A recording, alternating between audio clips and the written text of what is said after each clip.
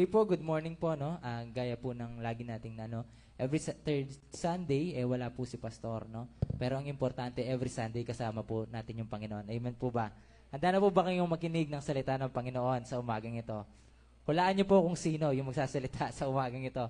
Di naman siguro halata, no? Sige po, ating pong palakpakan si Brother Joshua. Ang Panginoon sa buhay ni Brother Joshua. Sige po.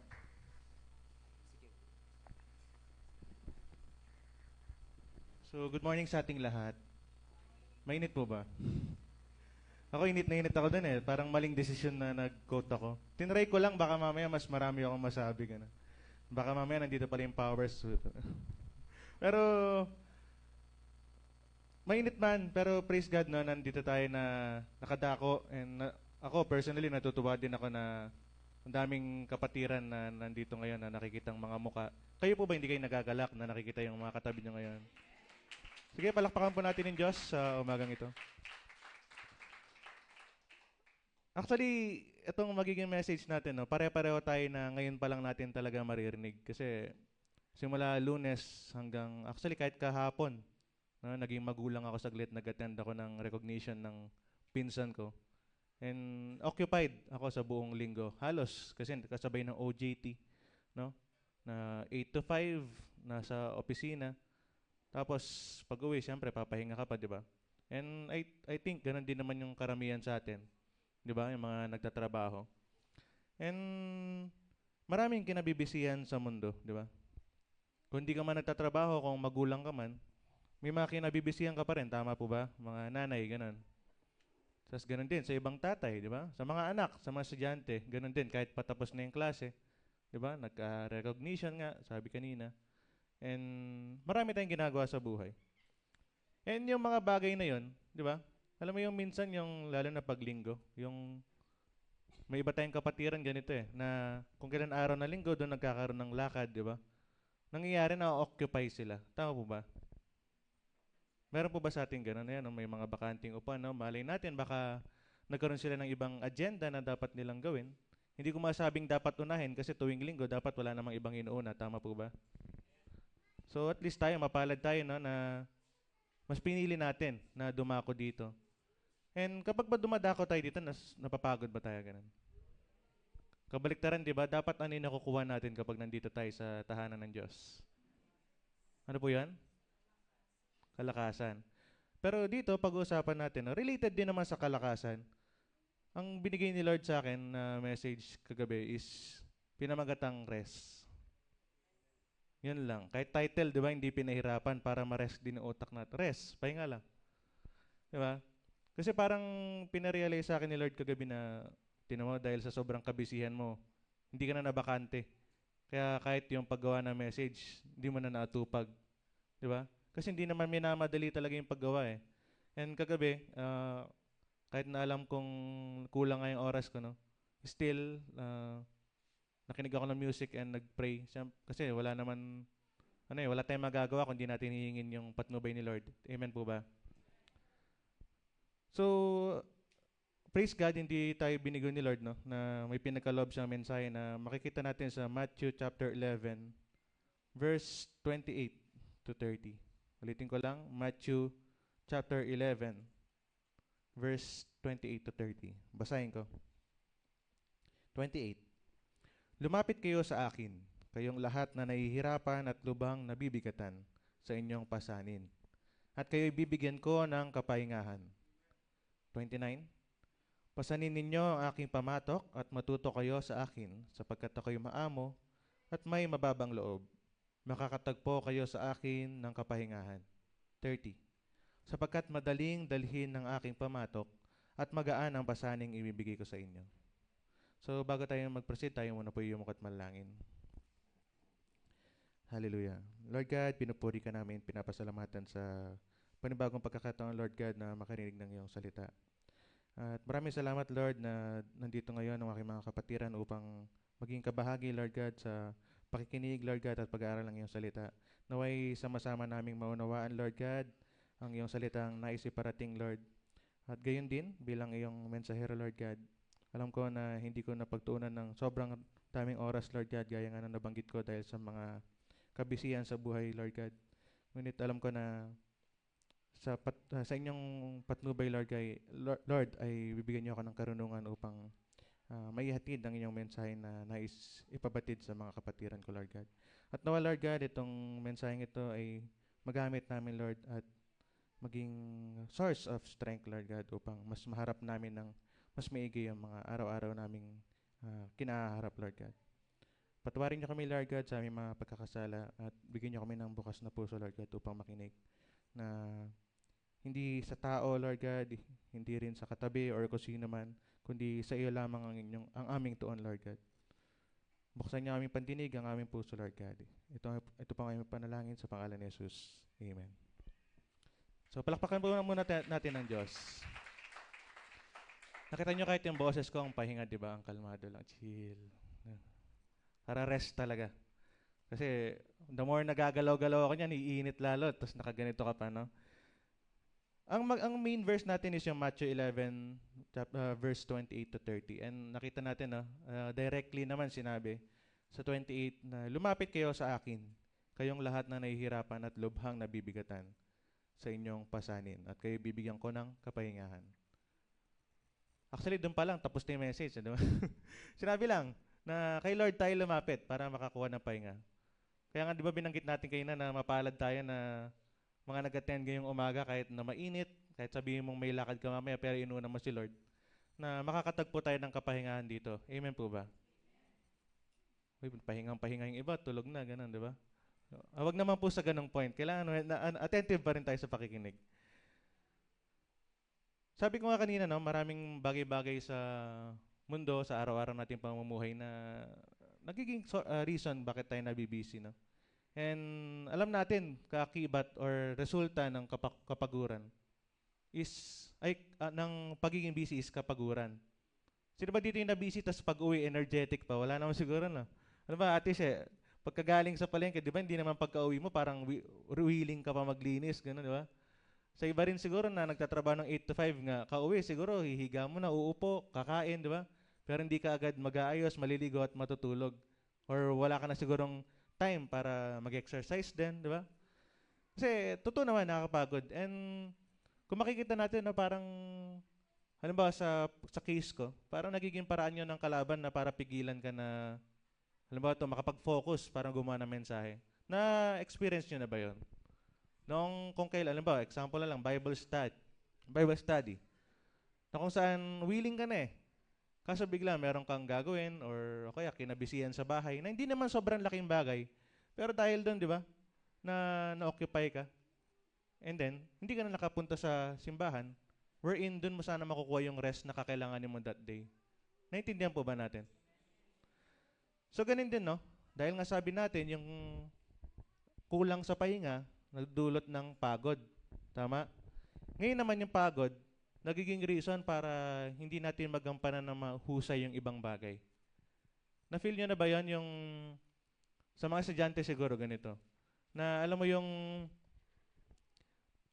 kunwari gumagawa kayong gawaing bahay, no? Kunwari lang.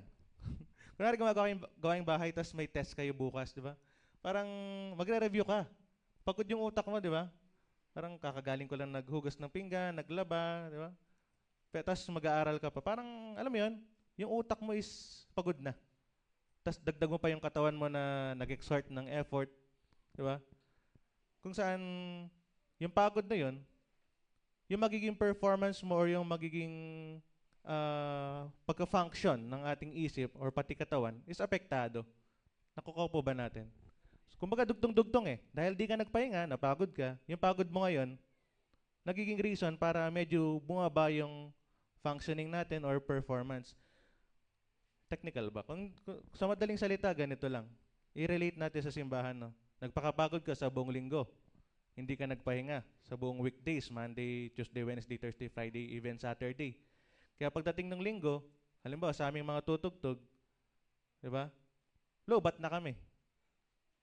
Nakuha po ba natin? Pero dito, natingnan natin sa Genesis chapter 2, verse 3.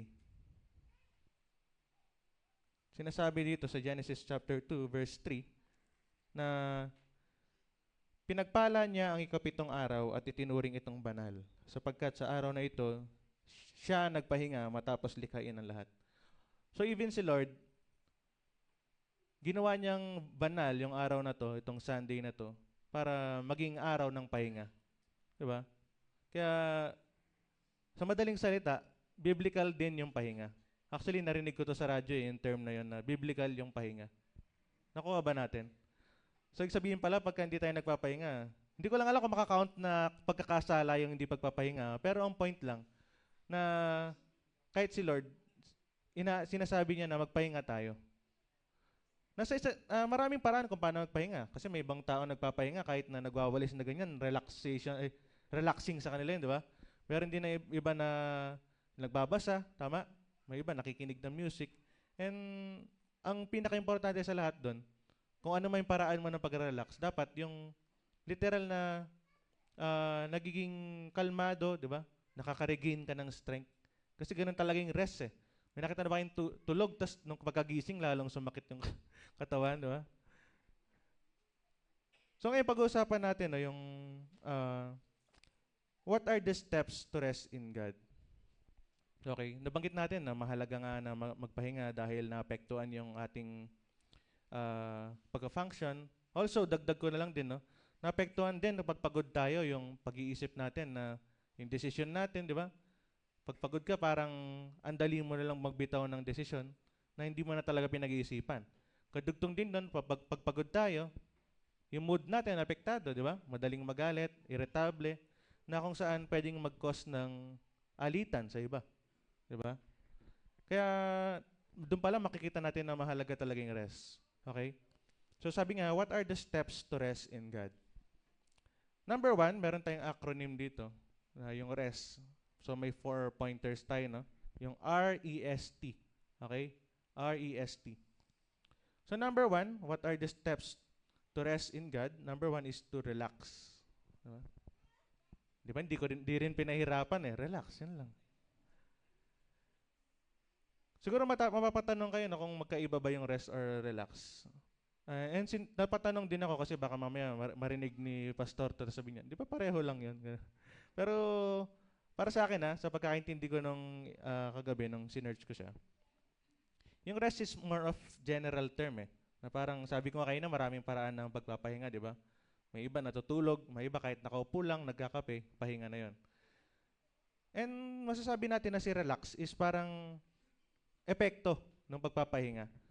And iba pang definition niya, no? Yung relaxing or relaxation is becoming less tense or anxious. Nakuha ba natin yan? Nandiyan pa po ba kayo? Naging rest na talaga kayo, no? Napahinga talaga. Again, no, yung relaxation or pagre-relax is yung becoming less tense. Yung walang tension, less tense. Okay, less tense. Di naman sinabing totaling walang tense, di ba? Less tense or anxious. Kaya nga sabi rin sa Matthew 11:28-30 kanina, di ba? May binanggit dun eh. So may verse 29, no? Sabi niya, pasanin ninyong aking pamatok at matuto kayo sa akin, sapagkat ako'y maamo at may mababang loob. Makatagpo kayo sa akin ng kapahingahan. 30, sapagkat madaling dalhin ng aking pamatok at magaan ang pasaning ibibigay ko sa inyo. Kapag binasa natin yung 28-30 na yon, hindi naman totally sinabi na pag lumapit tayo kay Lord is maalis lahat ng kabigatan, kabisihan, or problema sa buhay, di ba? Kaya kung titignan natin 30 kanina, sabi niya na madaling dalhin ng aking pamatok. Kaya siguro yung relaxation, less tense, di ba? Bawas lang, di naman sinabing wala na. Kasi part of life yung mga kabisihan. Tama po ba? Pag siguro wala kayong kinabibisihan, magtanong na kayo, nag-e-exist pa ba kayo sa mundo? Baka mamaya, wala na kayo dyan. Okay? Nandiyan pa po ba talaga kayo? Nag-rest talaga. So sa relax, number 1 natin sa relax. Buksan din natin yung Bible natin sa Philippians chapter 4, verse 6-7. Basahin ko, no? Huwag kayong mabalisa tungkol sa anumang bagay. Sa halip, hingin ninyo sa Diyos ang lahat ng inyong kailangan sa pamamagitan ng panalangin may pasasalamat.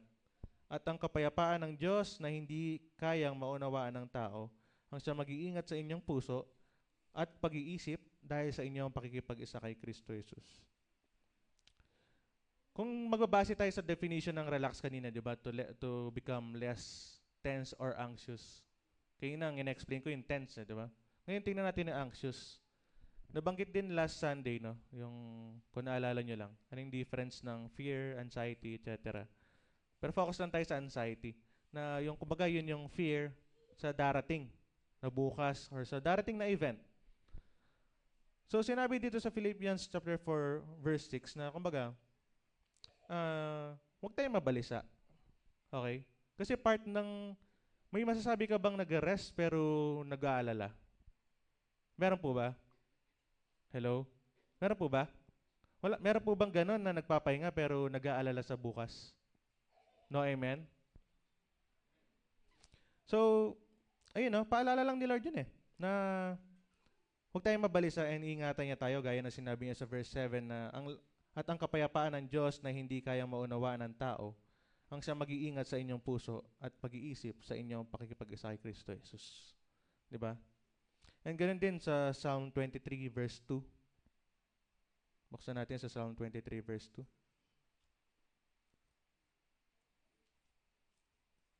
Actually, yung buong verse, chapter 23, no, about din naman sa provision, sa pag-iingat ni Lord. Pero yung 23 verse 2, yung about dun sa, sabi dito na yung pinapahimlay niya ako sa luntiang pastulan at inaakay niya sa tahimik na batisan.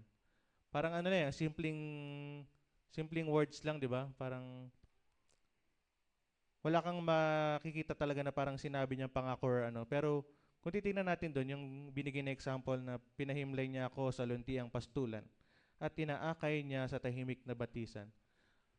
Alam mo yung parang pag in-imagine mo yung scenario na yun, parang sino naka-experience niya dito pumunta ng view deck, gano'n? Naglilibot ba kayo?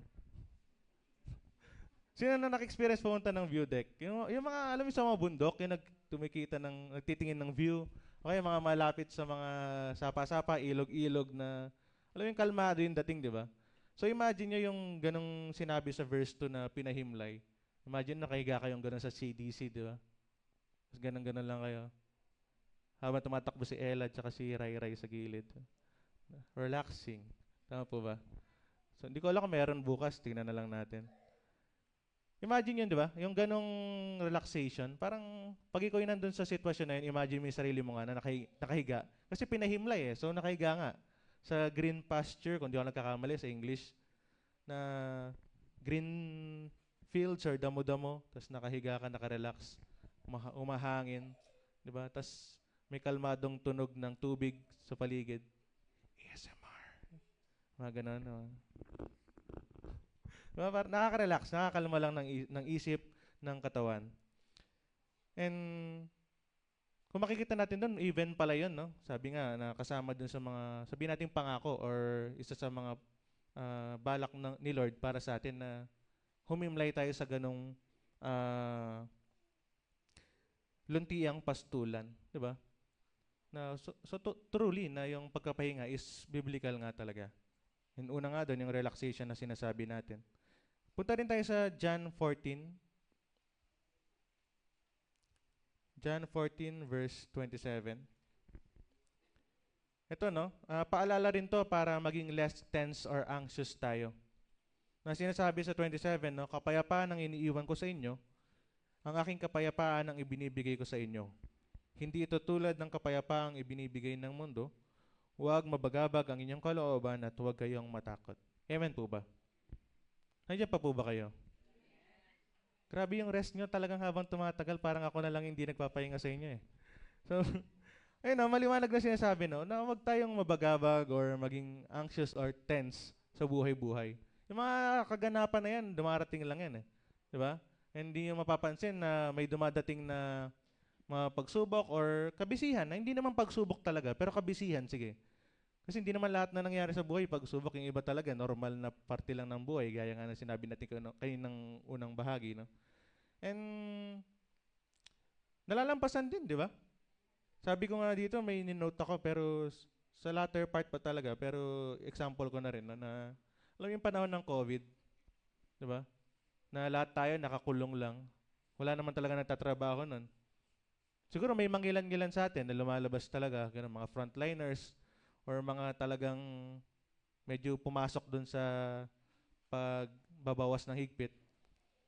Pero nakita natin, di ba, yung dumarating lang yung pagkain sa tapat natin, lalabas ka lang ng upuan na ganun, darating na yung barangay, may bababa na, di ba? Tapos naalala ko nung sila Kuya Joel, example ko lang, nung nandiyan pa sila, nung hindi pa garahe to, no? Yung, alam mo yan, yung nakakulong lang kami lahat eh. Pero mamaya kakatok kami, ganun. Tapos may bababa, di ba? Or may bibigay. Nakakaraos, di ba? Lalo na nung part nga na yun na talagang ilang months or almost years yun, no? Tama po ba? Years yung naging quarantine na talagang di tayo kumikilos, nagtatrabaho. Even yung tatay ko nga, no? Na talagang hindi lang siya nung quarantine walang ginagawa, na walang trabaho, talagang hanggang ngayon naka-quarantine pa rin. Na hindi na siya nagugupit. Pero still, no, yung provision ni Lord is lagi nandun. Amen po ba? Na hindi naman tayo papabayaan eh. Sabi nga niya, dahil kailangan natin mag-rest, na huwag mo isipin yung kakainin mo para sa araw ng bukas. Amen po ba? So sabi nga, no, kung sa madaling salita, yung John 14:27, yung chill ka lang. Okay? Dahil ibibigay naman ni Lord yung peace na kakailanganin mo. Amen po ba? So yun yung letter R natin. Ano po yung R natin ulit? Relax. Okay? Anong next letter ng rest? E. So, palagay nyo, ano kayong E na yun?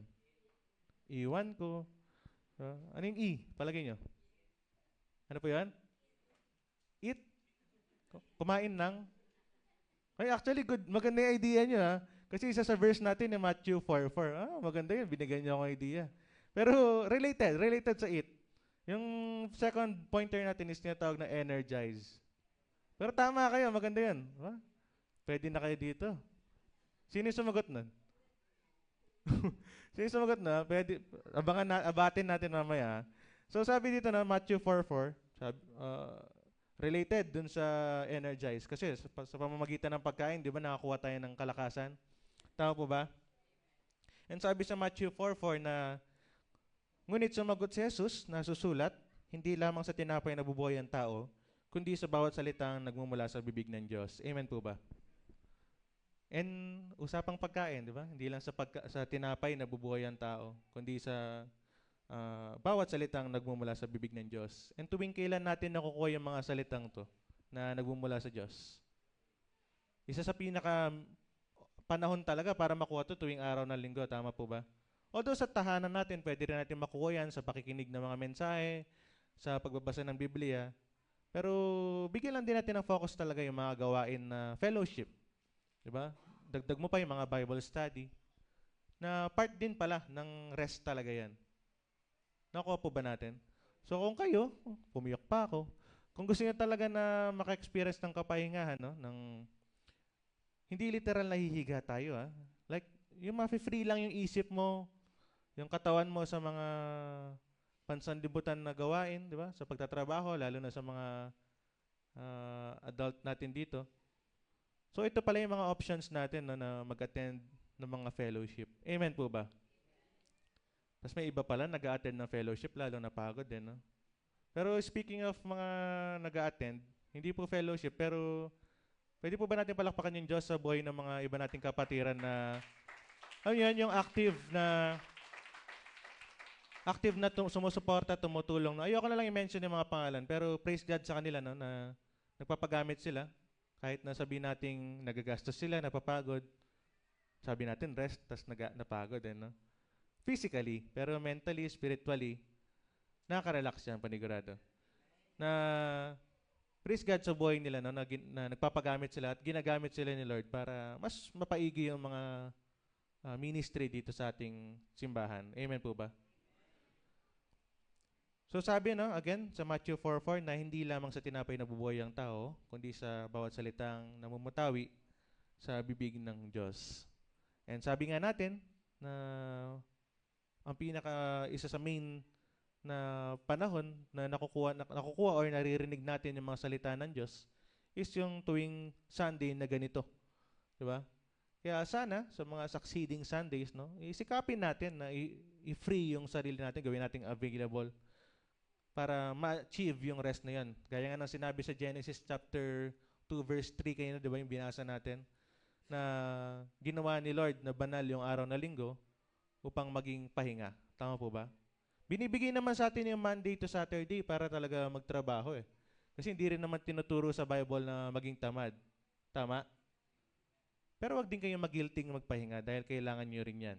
Sabi nga natin kanina na kapag napagod tayo, naapektuhan na yung ibang bagay. And most likely, pati yung pagsisimba natin, maapektuhan. Ano ba? Yung puyat, di ba? Kaya sabi ko nga sa nanay ko kayo na umaga, no, habang sinusot ko yung coat kong ganun. Habang ginaganon ko. Sabi, parang kabaliktaran ko yung message ngayon, sabi ko. Eh, hindi naman kasi niya alam yung topic. Pero hindi ko rin naman sinabi. Pero ang meaning ko, kaya ako nasabing kabaliktaran ko ngayon. Kasi kahit kami kaninang umaga, medyo 7:30 na siguro kami nag-ayos. No, ang aga ng mga iba, no? Sila JM, sila Kuya Joel, sila Kuya JP, ang aga nila. Samantalang kami, halos kakatapos pa lang namin mag-ayos. Kaya nasabi kong kabaliktaran kasi parang ako yung kulang din sa pahinga. Kagising ko parang, alam niyo po yung feeling na parang sisipunin. Yung parang sumasakit yung ngalang-ngala dito. Parang, siguro dahil lamig, init, di ba? Doon kasi sa office namin, medyo malamig, di ba? Yung busy kami nagko-call na gano'n. Hi, I'm Joshua from Anytime Cleaners Corporation. Tapos yung lalabas ka mainit, di ba? Alam mo yung pagpapalit-palit ng temperature. Kaya, kaso kahit kahapon, na busy nga, sabi ko kanina, no, na nagsabit ako ng medal ng pinsan ko. Tapos, kauwi mo, practice, di ba? Parang wala ka talaga naging pahinga. Kaligo ko, kakain ko, yun lang. Tapos, hanggang bago matulog, inaaral mo yung salita ng Diyos. Kaya kagising ko, nag-alarm na ng 6 o'clock, tinulog ko ulit. Tapos, nagising ako ng 7 ulit, tinulog ko lang din ulit. Di ba? Kaya nasasabi ko talaga na ako yata yung kailangan ng pahinga talaga. Parang kayo nang tumutugtog din ako. Hindi ko alam kung nakikita niyo ba ako or ano. Parang kailang chorus na si Kuya JP ah. Okay. Nag-verse siya ulit. Parang alam yan, yung pagod. Tapos buhat kayo ng umaga, nakatayo ka hanggang ngayon, hanggang mamaya, hanggang matapos yung message, di ba? Ang bata akong pagod. So, at least praise God na nandito pa rin nakatayo. And kahit na talagang hindi ko napag-aralan totally, ito may nadadada pa rin ako sa inyo. No? And I praise God for that. Buksan din natin yung Bible natin sa 1 Samuel, verse 16.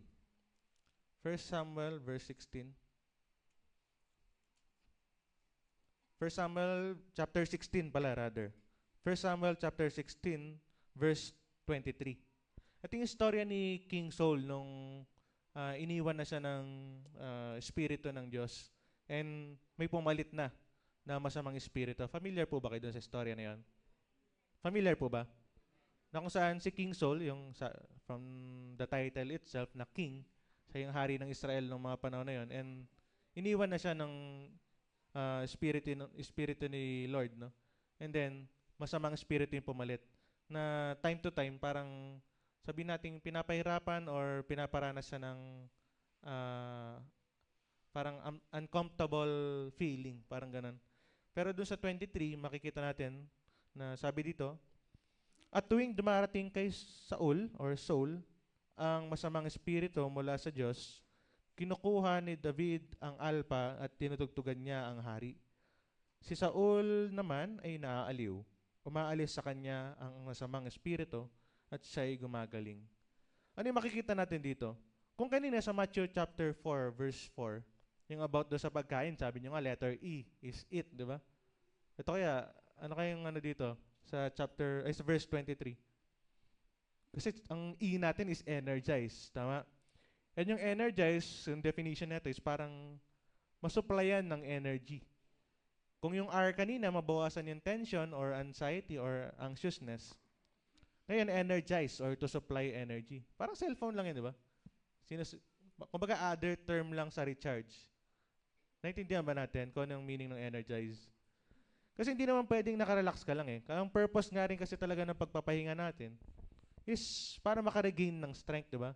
And ito, sa madaling salita, energize and pagre-regain ng strength, parang pareho lang yan. Ang point lang sa Matthew 4:4 tsaka sa 1 Samuel 16:23 na nagbigay dito ng halimbawa kung paano tayo pwede makapag-energize or makakuha ulit ng lakas. And paano yun?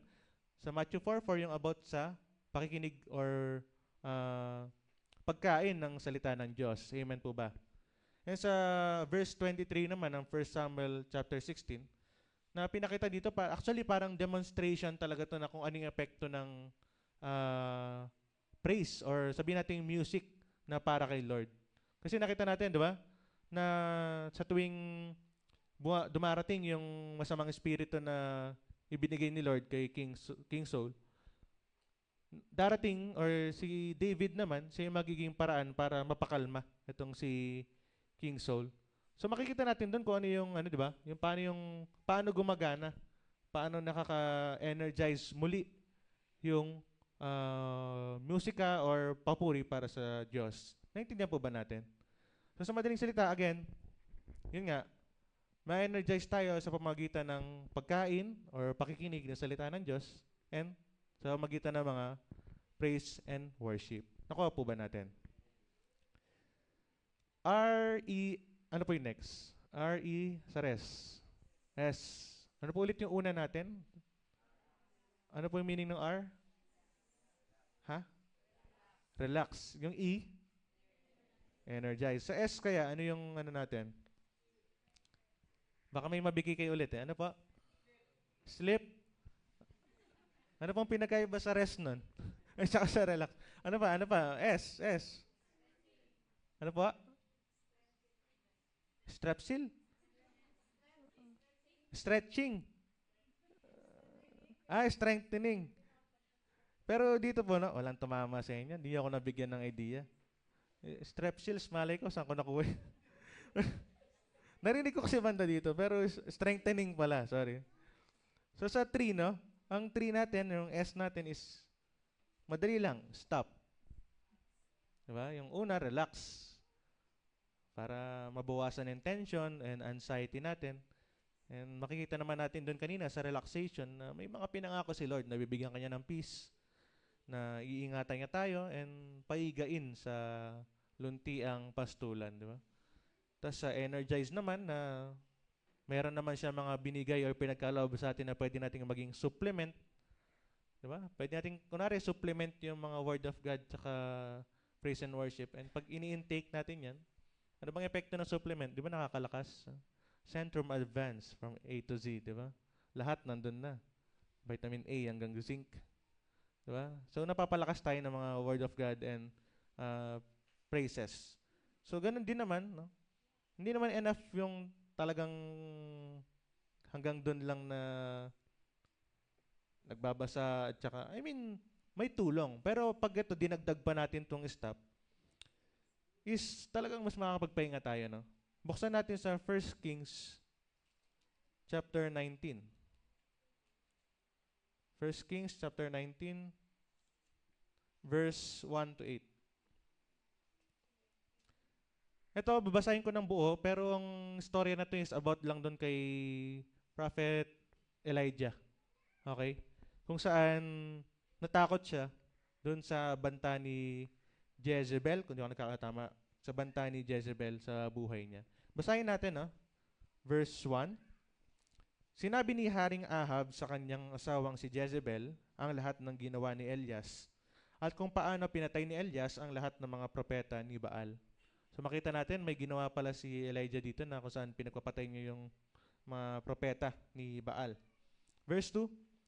Kaya't nagdala si Jezebel ng isang sugo upang sabihin kay Elias, patayin sana ako ng mga Diyos kung hindi ko gagawin sa iyo sa ganito ring oras ang ginawa mo sa mga propeta. So sa madaling salita, nagbanta itong si Jezebel sa buhay ni Elijah. Nasusundan po ba natin? Sa verse 3, natakot si Elias na mamatay. Kaya't umalis siya at nagpunta sa Beersheba, sa lupain ng Juda kasama ang kanyang utusan. Iniwan niya roon ang kanyang utusan at mag-isang pumunta sa ilang. Pagkatapos ng maghapong paglalakad, ay naupo siya sa lilim ng isang puno at nanalangin ng ganito, Yahweh, kunin na po ninyo ako. Ako po'y hirap na. Mabuti pang ako'y mamatay. Mabuti pa pong mamatay na ako. Takot siyang mamatay doon sa banta ni Jezebel pero nagpapakuha na siya. Medyo Confusing. Verse 5. Pagkatapos, nahiga siya at nakatulog. Ngunit dumating ang isang anghel, kinalabit siya nito at ang sabi, gising na at kumain ka. Nang siya'y lumingon, nakita niya sa may ulunan, sa may banda sa ulo niya, ang isang tinapay na niluto sa ibabaw ng mainit na bato at tubig sa isang lalagyan. Kumain nga siya at uminom. Pagkatapos ay nahiga muli. Verse 7. Ngunit bumalik ang anghel ni Yahweh, ginising siya muli at sinabi, bumangon ka at kumain. Napakahaba pa ng lalakarin mo. 8. Kumain nga siyang muli at uminom, at ang pagkain ito'y nagbigay sa kanya ng sapat na lakas upang maglakbay ng 40 araw at 40 gabi hanggang sa Sinai, ang bundok ng Diyos. So makikita natin doon na kasi nasa chapter 19 tayo, so prior sa mga nauna pang chapters, na maraming, gamitin ko yung term na achievement, maraming na-accomplish, na-achieve si Elijah na para sa Diyos.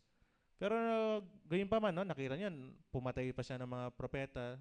Hindi naman dahil sa gusto lang niya, pero yun yung sa will ni Lord. Amen po ba? And marami siyang nagawa. Marami siyang na-accomplish nga and achieve. Pero dun sa dumating yung point na binantaan yung buhay niya, itong si Jezebel, nakita natin na natakot, di ba? So yung R dun, nawala yung relaxation. Kasi di ba sabi nga yung relaxation, yung less tense or anxious or less anxiety. Pero sa kanya, dumating yung part na yon na natatakot siya dahil baka anytime or talagang pagka nakita siya, papatayin siya. Diba? Pero makikita natin sa verse 5, no, after niyang dumulog sa Diyos, after niyang manalangin, na yung panalangin niya is sana kunin na nga siya. No? Pero sa verse 5, nakikita natin na pagkatapos, naiga siya at nakatulog. Diba? Papasok doon yung stop na kumbaga, sige, napagod ka. Dahil mong pinagagawa, hindi naman sinasabing deserve mo lang magpahinga pagka na-accomplish mo yung ginagawa mo Sinasabi din naman na, alam mo yung pag di mo na talaga kaya yung nangyayari sa buhay mo, hinto ka lang. Hindi huminto sa pagsisimba or sa pag-serve sa Lord. Pero ihinto mo yung mga kasalukuyan mong ginagawa. Hinto mo yung nagkakos ng problema, di ba? Kasi pag di mo naman inasikaso yan, nandyan lang yan Di ba? Tama ba? Kasi hindi naman naalis yung problema. Ang tayo yung pwedeng umalis doon sa problema or mga kinabibisihan. Tama po ba? Na nasa control naman natin Ito nga, itong kay Elijah, no? Natakot siya, napagod. Pero after niyang matakot, di ba? Nakatulog. Di ba pag natutulog tayo, nakahinto rin tayong ganyan. Maliban na kung nag-sleepwalk ka na lumalakad ka na alis ka sa kama mo, tapos naglalakad ka. Pero typically, sa ating mga tao na walang kondisyon, talagang pagtulog, naka-stop, di ba? Hindi lang naman yun yung meaning natin dito ng stop, pero ang point lang talaga is, after ng mga banta sa buhay, yung mga problema, mga pagsubok, or kahit hindi pa after kahit kasalukuyan, pag alam mo nang di mo kaya or itigil mo lang. Like, ipaubaya mo sa Lord. Iba yung titigil ka lang na sinukuha mo na Yung pagtigil na tinutukoy natin dito, yung may kasamang papaubaya sa Diyos. Amen po ba? Kasi wala naman tayong kayang gawin Actually, kahit yung mga nagagawa natin, din naman dahil sa atin yun. Tama po ba? Yung pagtayo dito, yung pagkanta, kahit nga yung pagtatrabaho, di ba? Sino yung mga naka-experience nun, yung first day nila sa trabaho na graduate ka ng ganito, ganyan, pero kahit ikaw, di mo naman alam yung gagawin mo sa trabaho Diba? Ako nun, chill ako na pumasok ako, first day ko sa OJT. Nag-HR po kasi ako ngayon, no? And part lang ng OJT. Pumasok ako doon, pero kalmado lang yung mukha ko, pero deep inside, anong gagawin namin dito? Di ko nga paano ako magko-call? Di ko nga alam sasabihin ko. Ganun. Hindi ko alam paano maghanap ng empleyado. Sa mga interesado mag-grass cutter dyan sa Del Rosario, meron po kami available na isang posisyon. Ay, legit po yun 525 po yung sahod, magiging 550 sa April 16. So, sinong interesado Pero yan, kapag di ko kinakaya yung ginagawa, pero so far, praise God, wala pa akong hindi kinaya dun sa OJT namin, lahat. Para na akong literal na empleyado, sahod na lang yung kulang. Kasi literal na buong 8 to 5 may ginagawa ako, nakatutok sa computer, no? Ang ginawa ko nung Biyernes yata yun, nag-stop ako. Tapos ko na lahat eh. Nag-stop ako. Natulog ako. Natulog ako sa opisina. Buti na lang di ako nahuli, no? Pero, alam mo yan, parang na-feel ng katawan ko eh. Aro, di pa ako nakapagbasa ng Bible, di pa ako nakapag-meditate. Eh, pagod na ako. Baka pagka-uwi ko, wala na akong oras magbasa din. Ginawa ko, tinulog ko talaga. Pero kauwi ko ng bahay, ayun, may iba pa rin kinabisihan, hindi ka pa rin nakapagbasa. Yun lang, no? Na hindi natin na ma-maximize talaga yung time. And guilty lahat dito. Tama po ba? Na ando naman eh, yung, ay sige, mamaya katapos ko maligo, magbabasa na ako. Uh, Nagbasa naman ng mga rant sa Facebook. Masarap nagbabasa ng chika. So sinasabi sa 1 Kings chapter 19 verse 1 to 8 na take a break. Okay? Take a break. Mag-pause ka lang. It's not wrong to take a pause for a while, especially when we did many things. Tama po ba? Kasi hindi naman tayo robot na tuloy-tuloy lang na ano eh, na nagpa-function. Kasi yung robot, lagyan mo lang langis yan or gasolina, okay na ulit. Tama po ba? Parang sakyan. Pero actually, kahit sa sakyan, kailangan mo magpahinga. Kaya may tinatawag na stopover, di ba? Baka mag-overheat. Lalo kang di makakausad. Tama po ba? So, yun, sasakyan na yun, tayo tao lang na hindi napapalitan yung mga parts. Di ba? But, so, why not rest? Especially pagka araw ng linggo. Tama po ba? So, kung wala kayong pupuntahan pag linggo, edi magpahinga tayo sa simbahan, di ba? Naka-aircon. Pag nasa bahay kayo, naka-blower lang kayo, parang nagliliyab pa yung linalabas ng blower. Edi dito tayong lahat. Tama po ba? So, gaya na nga nabanggit kayo na, no? Pati nga ng panahon ng COVID, naka-stop lahat. Pero still, di ba? Nandito tayong lahat, naka-survive. And lumusog. Tama, partida, hindi pa kayo nakakabili talaga ng pagkain nyo nun. Pero tinan nyo naman, di ba? Naging resulta. Stop. Yun. Kailangan din natin magpahinga once in a while. Okay po ba? Nakuha po ba natin yan?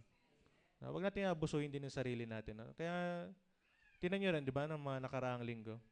Lagi nagsasabi si pastor na fully booked yung buong araw niya, buong week niya.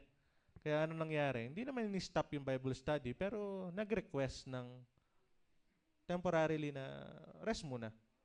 Kasi maubusang, ikaw ba naman araw-araw ka nag-iisip ng isi-share mo? Tayo nga lang, alam ba, gamitin ko na sample si Sister Donna. Asan po siya? Ayun.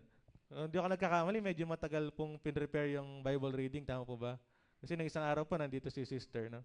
And, alam mo yun, yung Bible reading, hindi ko nilalang pero alam naman natin yung difference talaga nung, dahil Bible reading, babasa ka, explain. Pero yung preaching, di ba, na okay, Bible study. Actually, pag nagba-Bible study tayo, parang preaching din, dahil yung haba niya, di ba? Mas mahaba pa nga minsan. So, ikaw ba namang araw-araw halos mag-preach, mag-iisip ka ng preaching mo? Kailangan ba rin magpahinga, di ba? Na hindi naman laging darating ng mabilis yung mga message ni Lord. And minsan mafe-feel mo parang ulit-ulit na lang. Ako nga, nung nag-iisip ako, no?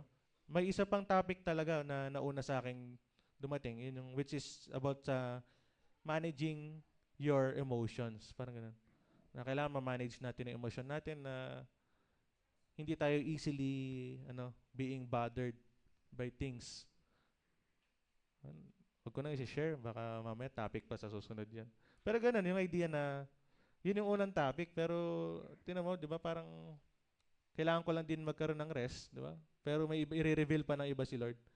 Madalas pa nakakaligo ako, tsaka pag naliligo, kasalukuyan, doon ako nakakaisip eh. Tsaka pag nag-focus ako sa may inidoro, doon ako nakakapag-isip ng mga bagay-bagay talaga. Parang feeling ko one of this time baka makaisip akong business plan habang dumudumi. Literal doon pumapasok yung mga idea, no. And actually ito, habang naliligo ako, doon pumasok to na parang nga, no. Baka sa experience ko rin na doon ko makukuha yung magiging message na kahit ako kailangan ko rin i-remind yung sarili ko na magpahinga din. 'Di ba? Siguro kahit kayo siguro ang focus niyo yung paano kumita, paano yung magiging araw ng bukas. And kahit ako, kasi kahit sabihin yung graduating na po kami nung kambal ko, no? Alam mo yung hindi ka excited mag-graduate kasi iniisip mo na saan ako mag-a-apply? Magkano kaya sahod ko? Kailan kaya ako yayaman? Kailan ako maging milyonaryo? Ganun. Kailan ko kaya malilibre sa Jollibee si Kuya JB? Yung mga ganun. Di ba? Parang papasok din dun. Sabihin natin pwedeng anxiety na rin yun, di ba? So ako, 22 pa lang ako pero iniisip ko na rin ng mga ganun. Siguro dahil panganay din, no? Parang hindi ko pinapahinga yung utak ko. Kaya yun din naging revelation sa akin na kailangan ko rin magpahinga. And palagi ko po yung lahat naman nakaka-relate doon. Tama po ba? Pero number 4, no? Sabi dito, bilis natin para makapag-relax tayo agad. Number 4. Ano yung fourth letter ng res? Galing po nila mag-spell. Ano yung palagay nyo na meaning ng T na yan? Thanks? Ano pa? Ting? Time? Tulog? Parang sleep lang kayo na sa S yun. Ano pa yung palagay yung T? Yung R natin, relax. Yung E, energize. Yung S, stop. Yung T, take care. Thank you. Thank you sa mga opinion nyo, no? Pero ang nireveal ni Lord is trust. Wala na naman tumama. Kaya pala pinahula ko rin ng R sa inyo, no? Feeling ko, ano kayo sasabihin nyo nun?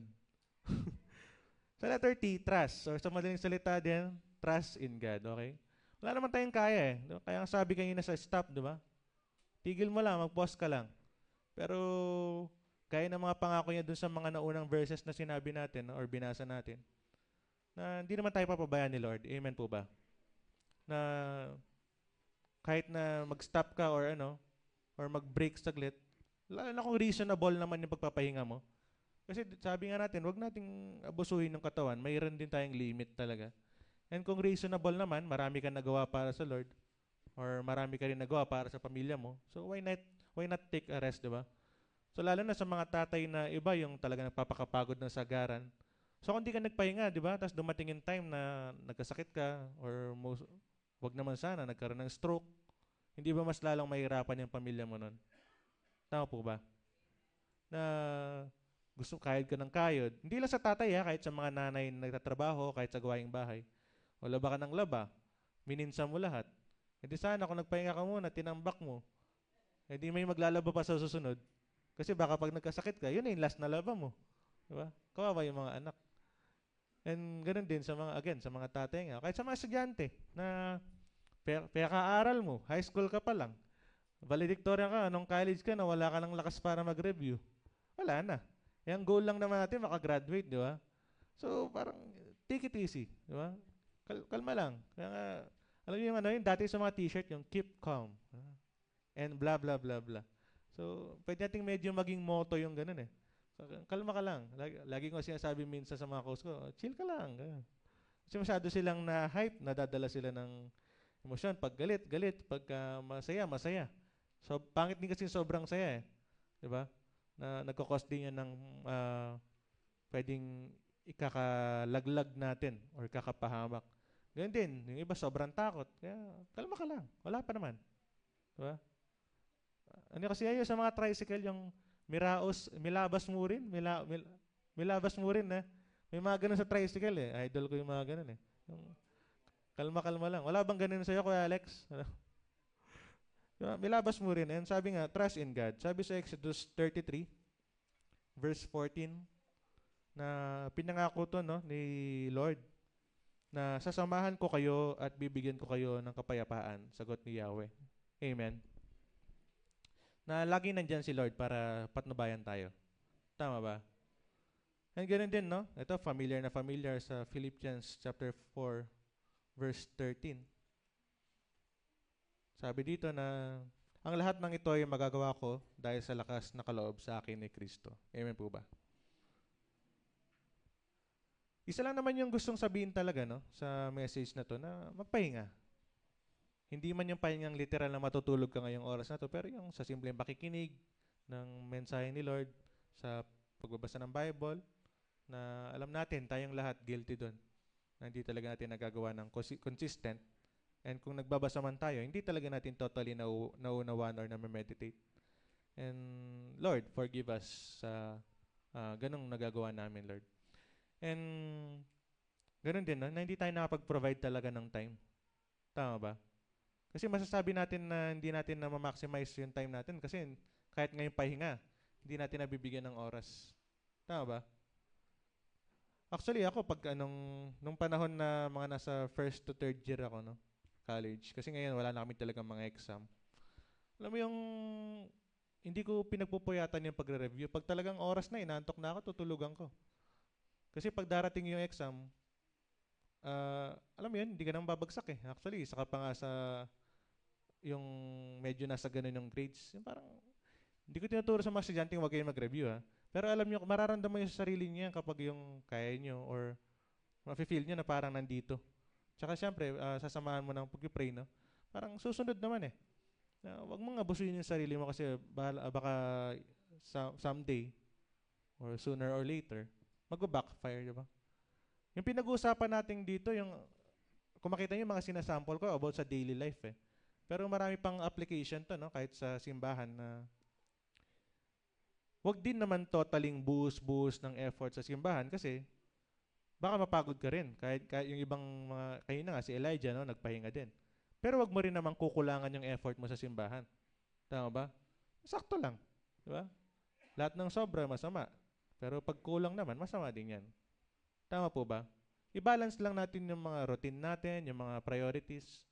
Pero siyempre, higit sa lahat, sabi ko nga kanina, yung Monday to Saturday, sige, trabaho. Pero pag yung Sunday, sana i-prioritize talaga natin na makadako sa simbahan. Amen po ba?